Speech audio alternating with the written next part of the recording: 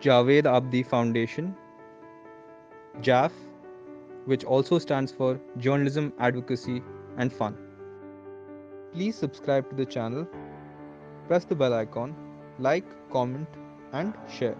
You know, this has been really a quick primer or a quick disability data 101 for everybody. If there are questions, I'd love to take that.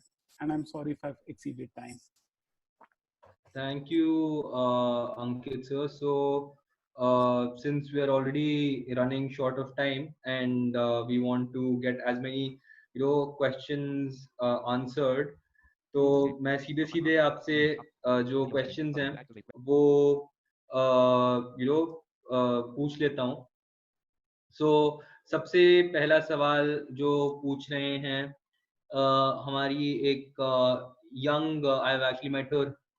She came for one of our workshops. Sanya Gandhi पूछ रही हैं. Sir, my question is that there are these misrepresentations in data collection. Maybe because a lot of persons with disabilities do not have a disability certificate. Yes, sir had talked about it. Many persons with disabilities are not aware about the same. As a result, if we do not possess a disability certificate by birth, then we are unable to get our subsequent disability certificate.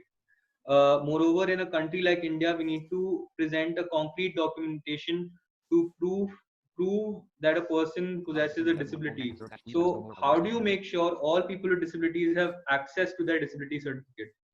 So, this is on access to disability certificates. So, Shamir, one is reporting your data or disability is nothing to do, it is not, you don't necessarily need to have a medical certificate for to be counted in many of these instruments. For example, if census tomorrow an enumerator comes, if you're head of the family or if you are yourself are present there and saying that I have a disability, the enumerator needs to capture that. And you really see one in even with the existing data, only 1 in 4 people with disabilities have a certificate. So you don't necessarily need to have a certificate. Certificates are largely used to get you access to many of the services or benefits of reservation.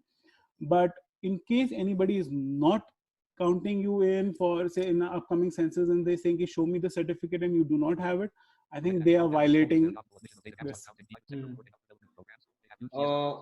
Okay. What are some of the ways to capture data around private services? So you had said RTI you've used quite a bit, and I would like to get Vaishnavi ma'am's input also on this.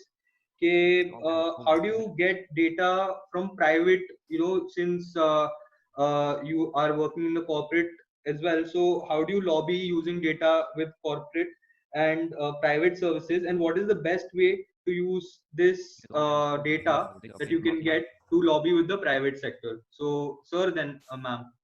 So I think when you talk about private sector services, I think one is assessing those services. So you could always, with a certain set of experts, you could audit certain services and create a report and really disclose how, the state of, say, for example, how many of an apps from the top 20 or 50 consumer internet application, how many of them are accessible.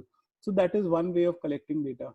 The other way of it is also, you could always do your, end user surveys from your own end, or with in conjunction with a civil society organization, saying what are the barriers that they face while accessing certain data.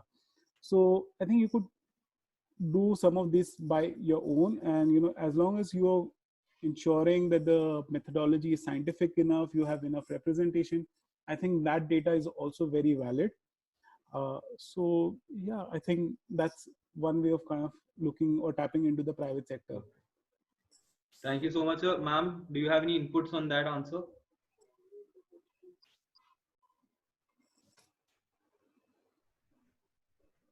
I think both the cameras are on. And both, you're muted, ma'am. You can unmute yourself, then we will be able to hear you. Yeah. How about now? Yeah, we can hear you perfectly fine. Yeah.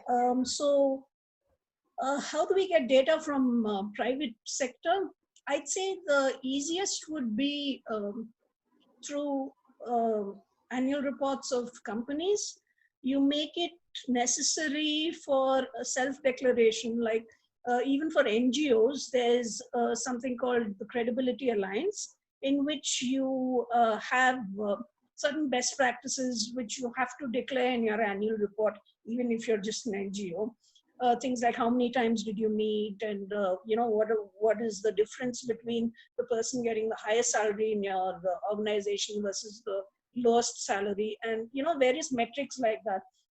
But as far as companies go, if there was just this one little line over there which says X number of people in the organization are disabled employees, I think we'd automatically sweep together quite a bit of information, and it would be great awareness and a kind of subliminal pressure as well on organizations to, because it's a matter of pride, right? And losing face. So on one level, we automatically know, which of the organizations and how many people they're actually employing who are disabled, and at the same time, we'd have easily available information, because all of this goes up on the Ministry of Corporate Affairs website, and that data should be easily accessible. JAF is a youth led initiative. We deeply appreciate the support of all our interns and volunteers. Thank you. You can follow us on Facebook at Javed Abdi Foundation, and you can tweet us at Rishad Shimmer.